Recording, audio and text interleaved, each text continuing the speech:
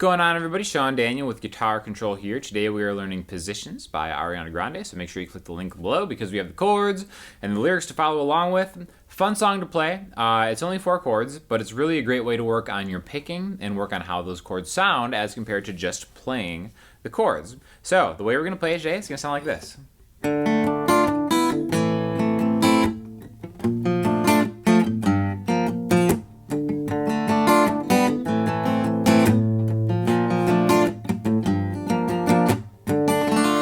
Okay, so we start with the D minor chord, all right? We're gonna play pointer finger, 1st fret on the high E string, your pinky or your ring finger. I like using my pinky for the 3rd fret on the B string, and middle finger, 2nd fret on the G string. The open D string is our root note. So again, this is gonna be kind of trying to catch the vibe of the original song, but while keeping it more of an acoustic rhythm guitar version of it. So the way we can do that is to pick through the chord. All right, so let's just start by just taking the 4 notes of them and playing them in order, almost like an arpeggio, right? An arpeggio is just when you play the notes of a chord 1 note at a time instead of all together like that. We can work on doing them both ways because, again, there's only 4 chords in the song. It just repeats, but played different ways. So I think a great way to start is to really just pick D, G, B, E, and then open the E string up to kind of give us time to get to the next chord, and also just kind of give the same vibe of the arpeggio in the song, right? So it's 1, 2, 3, 4, 5, just like that. Now if we were to count it, 1 and 2 and 3 and 4, and 1 and 2 and 3 and 4 and, okay? Because we're going to the next chord, which is an A minor, next. Pointer finger, 1st fret on the B string, ring finger, 2nd fret on the G string, middle finger, 2nd fret on the D string.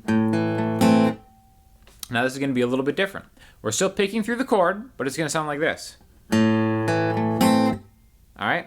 We're getting a little longer on that open A string. Then we're getting the D, G, and then I like to hit that B string with an upstroke, and if I can get the B string and the G string together, and then silence it by just taking the pressure off of my fretting hand,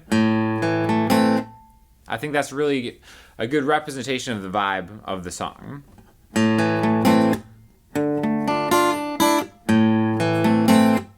Like that, right? So, again, you can just play it like D minor, A minor, B flat major 7, G minor, but I think to get the vibe of it, it's really a great way to do it.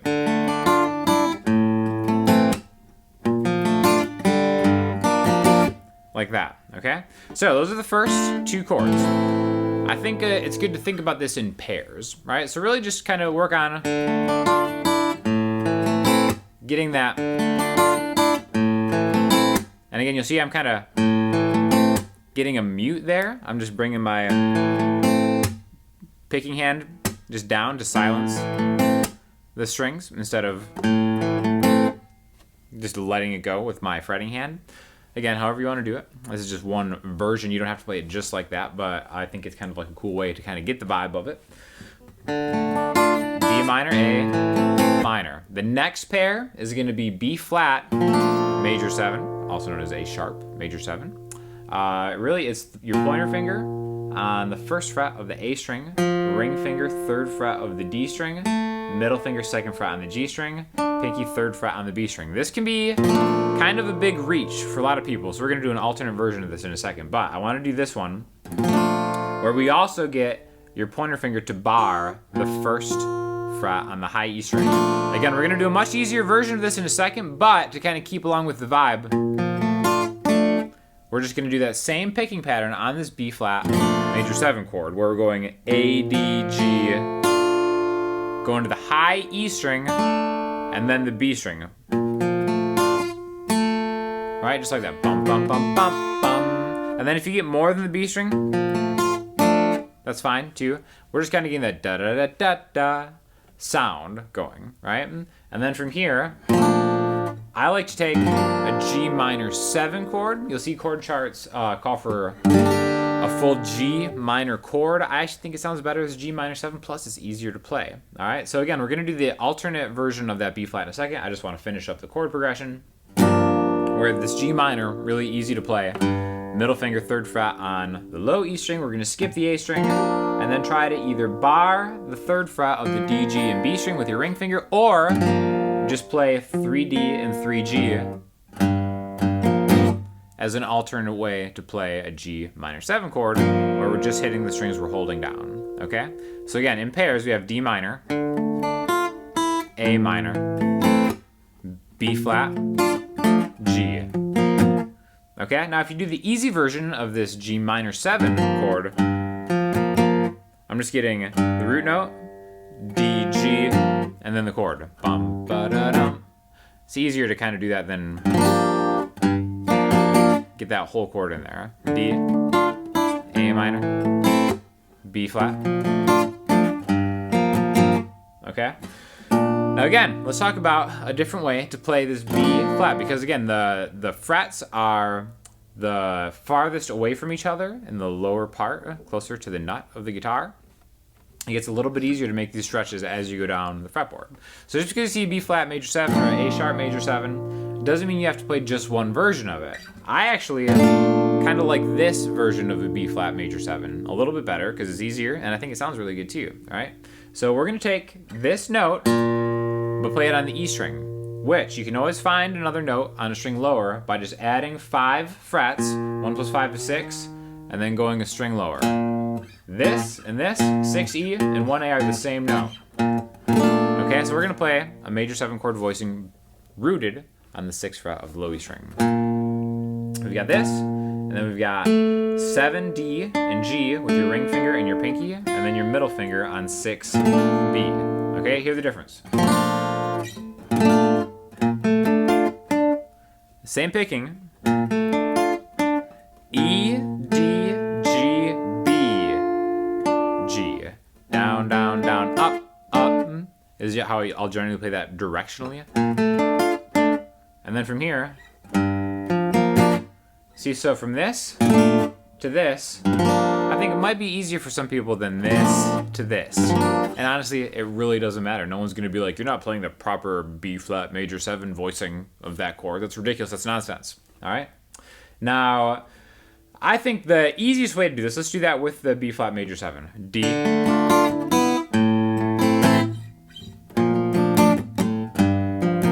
Or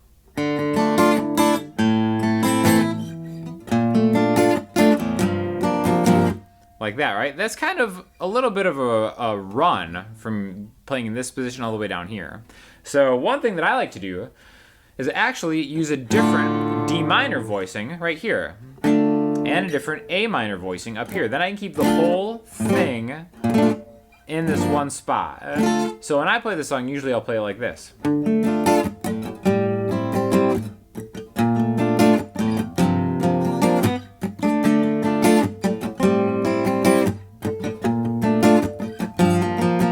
Especially if I want to kind of make it sound a little bit different from the verse or the chorus, because again, they are the same chords.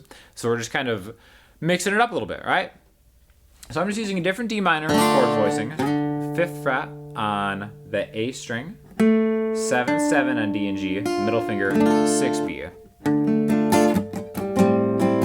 And then I'm using the same voicing for the G minor as I am for the A minor, okay? In fact, you can use this chord voicing, this minor 7 chord voicing, for all the chords except for the B flat, just by taking this D minor and playing it on the 10th fret. Remember, I'm rooting on the 5th fret of the A string. If I want to root this on the E string, I add 5. 5 plus 5 is 10. Go down to the E string.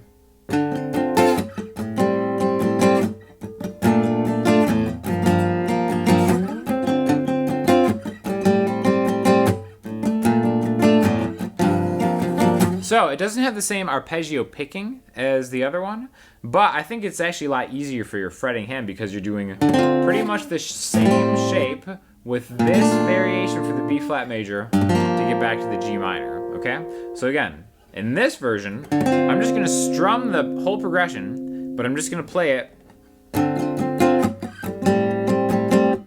like this. So 10, skip the A string, 10 and 10, down, up, and then I'll mute. And then to the 5th fret. Then we've got this B flat major 7 rooted on the 6th fret to the 3rd fret. So then it becomes just kind of like a numbers game. 10, 5, 6, 3, D minor, A minor, B flat 7, G minor.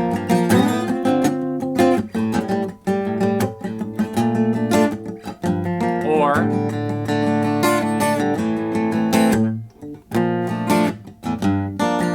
so there's a lot of different ways that you can play one song, and I think songs like this that have a repetitive chord progression are a great way to practice different things that you can do with both your rhythm and both your chord voicings. Okay, so it's conceptually very easy to remember: D minor, A minor, B flat major 7, G minor.